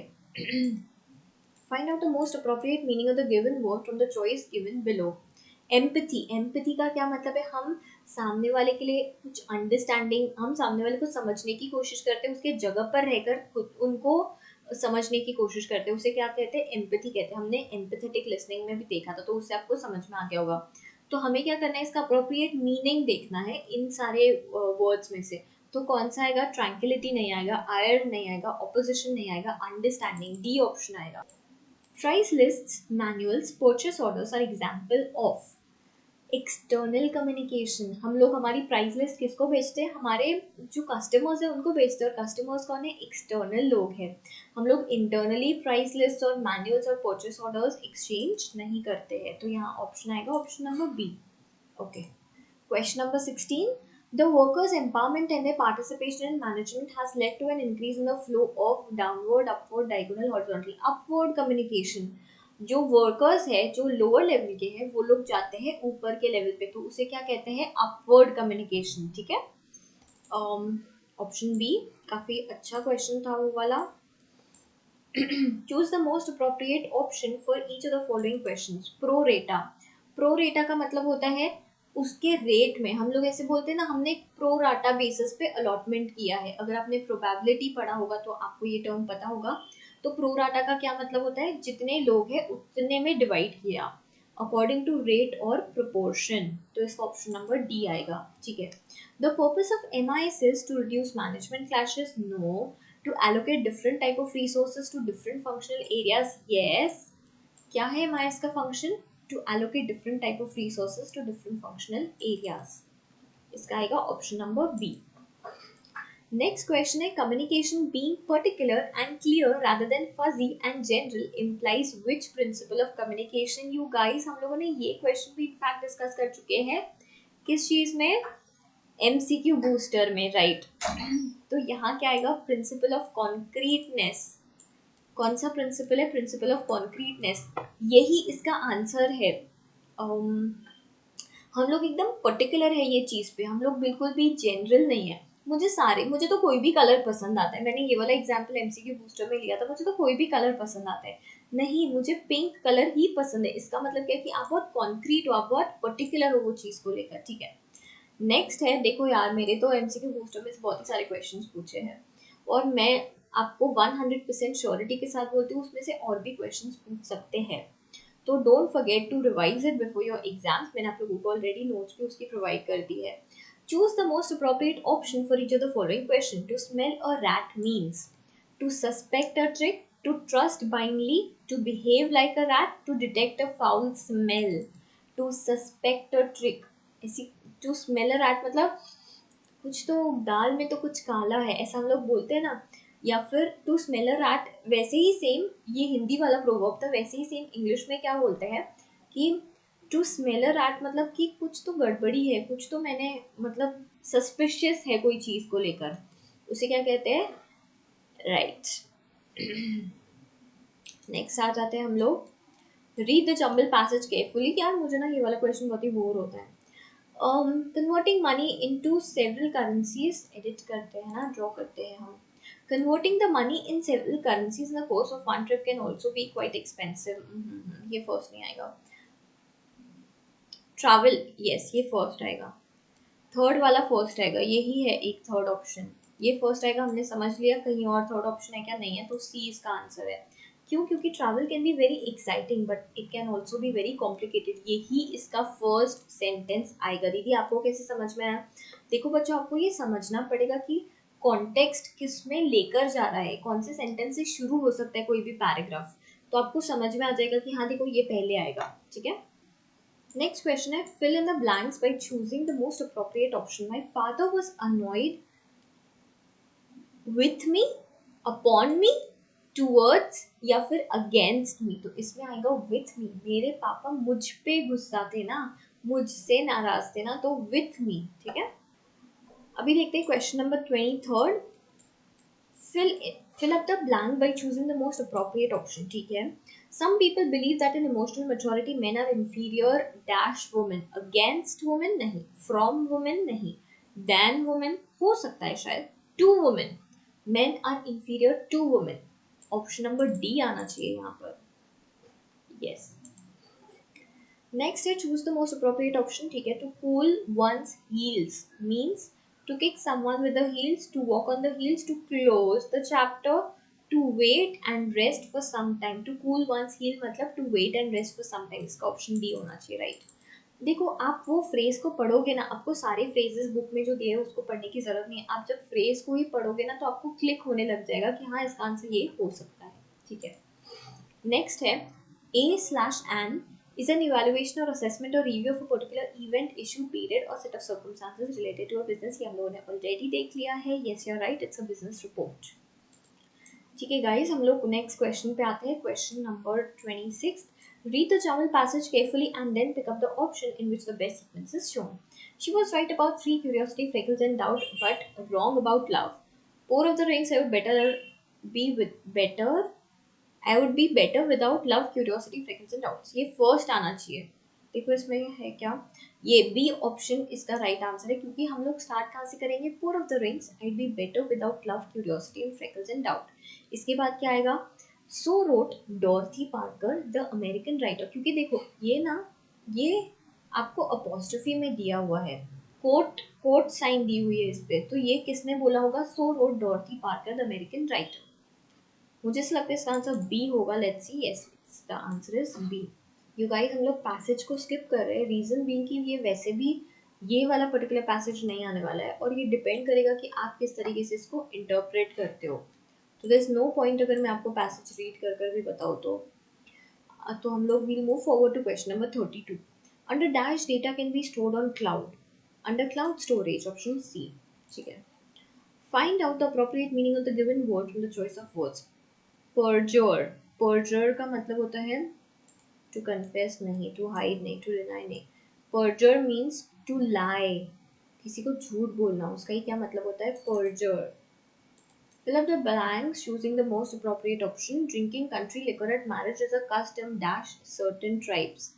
Among is the right answer, I feel. In question number 34th, drinking country liquor at marriage is a custom in certain tribes. कुछ ट्राइब्स में ऐसा कस्टम है कि हमें शादी में लेकर लेनी चाहिए, है ना. तो यहाँ पर क्या आएगा? ऑप्शन नंबर सी आएगा, इन. Okay. when addressed to all employees an office memorandum is as good as dash. ये हम लोगों ने देखा था, अगर आपको याद होगा तो, और मैंने आपको बोला भी था कि ये वाला क्वेश्चन आपको आ सकता है. इसका आंसर है ऑफिस सर्कुलर. ये काफ़ी इजी था. अच्छा, ये तो पूरा हो ही गया है. Okay guys, so with this we are completed with mock test number 4. अभी चलो चलते हैं mock test 5 पे. So now we'll move forward to mock test number 5. Let us start. Okay, first question. Fill up the blanks by choosing the most appropriate option. There is a lot of work in hand. Let's cancel the picnic. बहुत ही easy था ये. In or the. Option number D. Read the jumbled passage carefully and then pick the option in which the best sequence is shown. People who start up their own businesses typically come from two extreme backgrounds. One is the business family background and the other is a steady professional family background. मेरे हिसाब से तो first sentence first तो कोई option में first sentence तो first है ही नहीं. कौन सा है थर्ड है. The people from both backgrounds find it very difficult to establish. Typically, people from different backgrounds face different kinds of basic problems. Starting up and managing a small business is no joke. Okay सबसे पहले मुझे ऐसा लगता है option number 4 आना चाहिए. उसके बाद हम देखते हैं कौन सा आता है. People who start up their own business typically come from two extreme backgrounds. One, फिर ये देखो फोर्थ वाला सबसे पहले आएगा. उसके बाद फर्स्ट आएगा. ये वाला ऑप्शन हम देखते हैं किसमें है. ये ऑप्शन है डी में. तो ऑप्शन क्या होगा. ऑप्शन डी ही होगा. ठीक है. आप लोगों को सारे जम्बल्ड पैसेज एक इसमें करने की जरूरत नहीं. अगर आपको दो भी मिल गया, पहले के दो भी अगर आपको मिल गए, समझ में आ गए, तो फिर आप वो ऑप्शन को चूज कर सकते हो. ठीक है. Okay, fill up the blank by choosing the most appropriate option. It's unfortunate that he died by cancer, with cancer, of cancer, from cancer. Answer is of cancer. ये preposition कौन सा आप यूज करते हो इस पे था question. The activities in an organization are of the following three types. The activities in an organization: strategic, tactical and operational. Option number C आएगा इसका. ठीक है. A legal charge on property which holds it as security for a loan is called mortgage. इसको क्या बुलाते हैं. mortgage. Legal charge on property इसको mortgage बोलते हैं. right. The listener forming a biased opinion by looking at the speaker's look, dress and mannerism is a sign of prejudging the speaker. इसका answer है prejudging the speaker. हम लोगों ने पढ़ा था ये वाला, अगर आपको याद होगा तो. Choose the correct option for the underlying part of the sentence to make the sentence grammatically correct. You should avoid to make such stupid mistakes.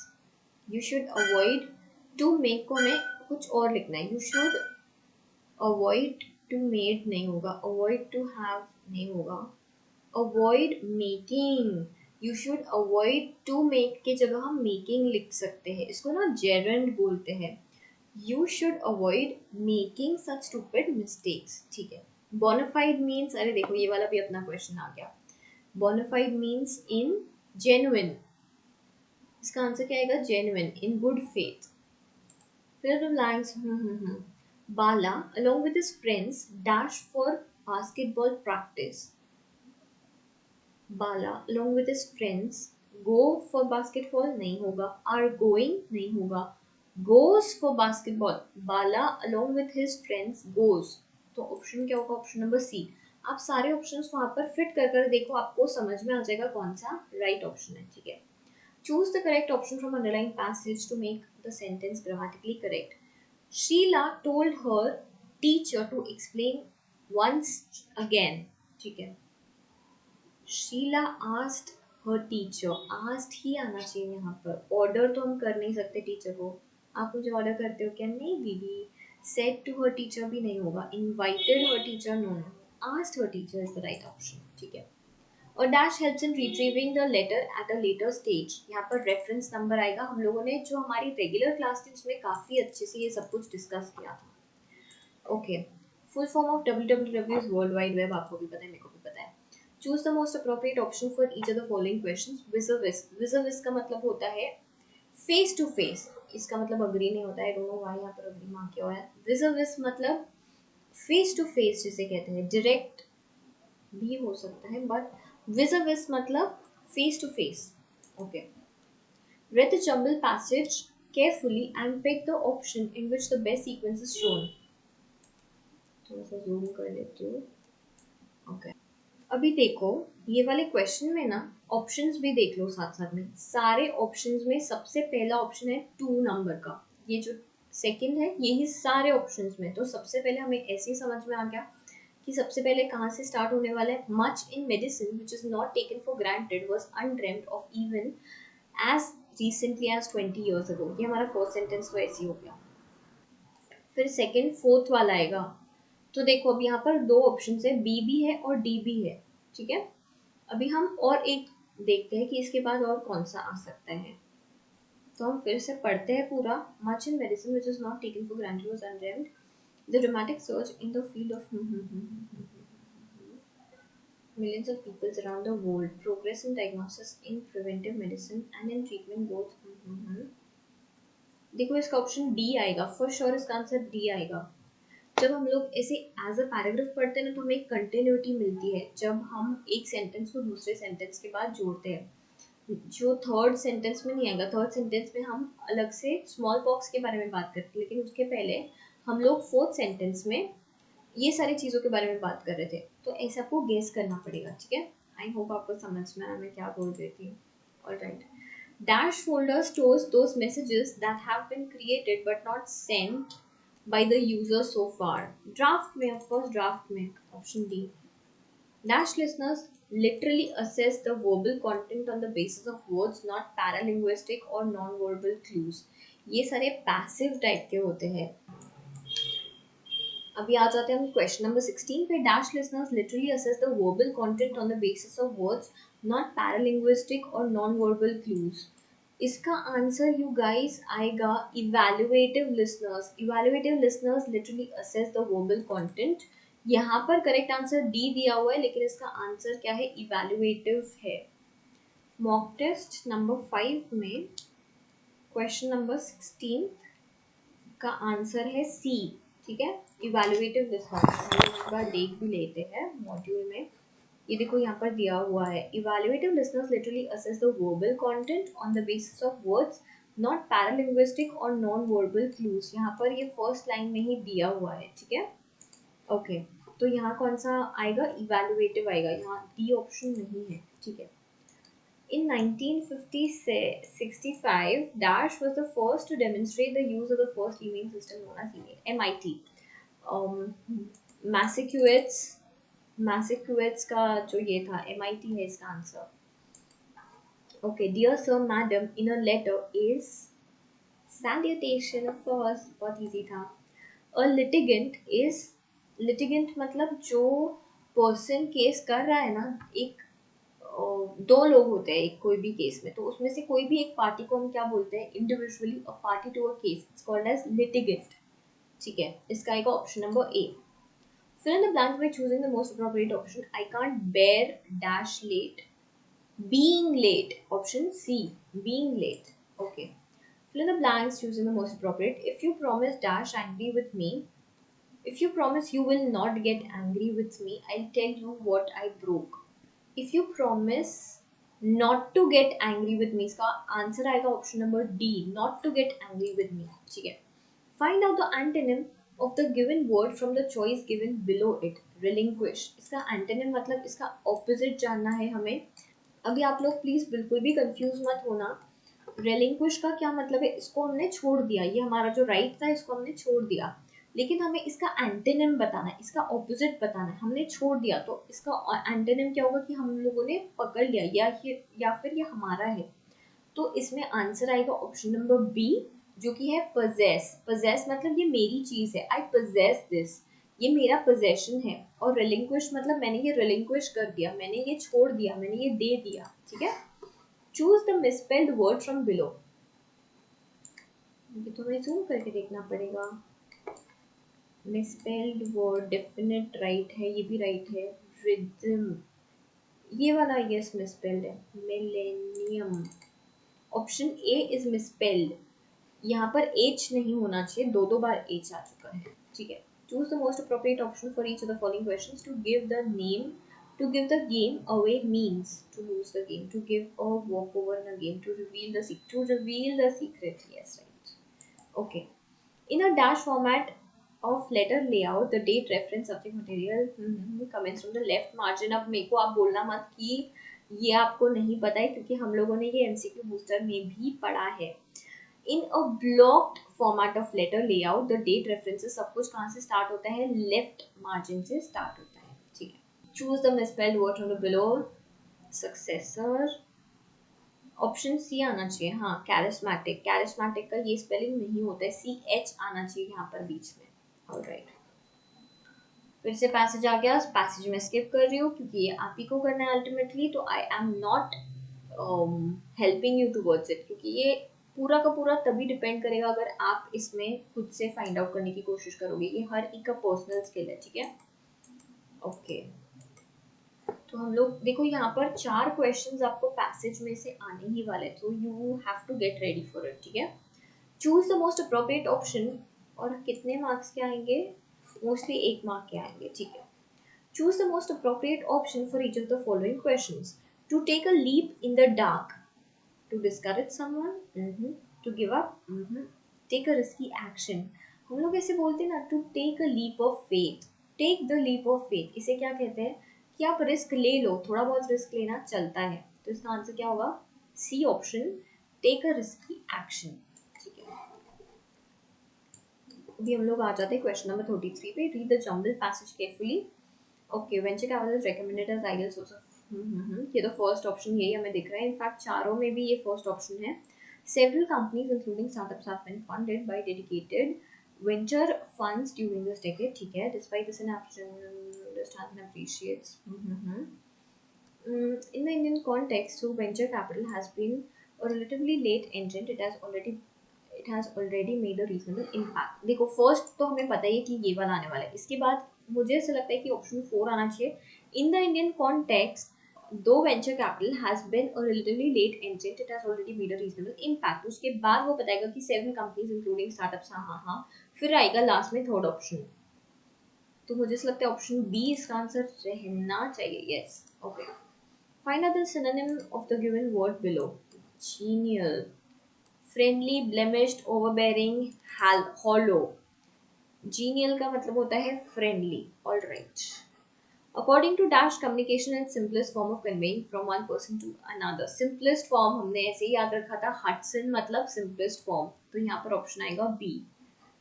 Okay guys, so with this we are completed with पांचों की पांचों mock test of ICSI। I just hope कुछ questions बहुत ज़्यादा easy थे, passages पे आपको बहुत ज़्यादा वर्क करना पड़ेगा और हर एक पर्सन को खुद से वर्क करना पड़ेगा, हर एक स्टूडेंट को, क्योंकि आपको अल्टीमेटली ये फाइंड आउट करना है, तो जैसे जैसे आप प्रैक्टिस करोगे वैसे आपको आते जाएगा। बाकी सब कुछ तो काफ़ी ज़्यादा ईजी था, अगर आपने हमारे रेगुलर लेक्चर्स देखे होंगे और उसके साथ साथ मैराथन देखी होगी और MCQ का बूस्टर देखा होगा, आप लोगों को इसमें चांसेस है कि 35 क्वेश्चंस में से एटलीस्ट 34 32 तो आराम से बन ही जाए, क्योंकि देखो एक दो क्वेश्चन ऐसे आ सकते हैं जो बहुत ही ज़्यादा डिफिकल्ट हो, जैसे कि जो ग्रामर पे भी डिपेंड करते हैं बहुत सारे क्वेश्चंस, है ना, तो वो आपको ध्यान में रखना पड़ेगा। बाकी जो चैप्टर 4 चैप्टर 5 6 से था वो तो हमने पूरा क्लास में कवर किया ही था, ठीक है।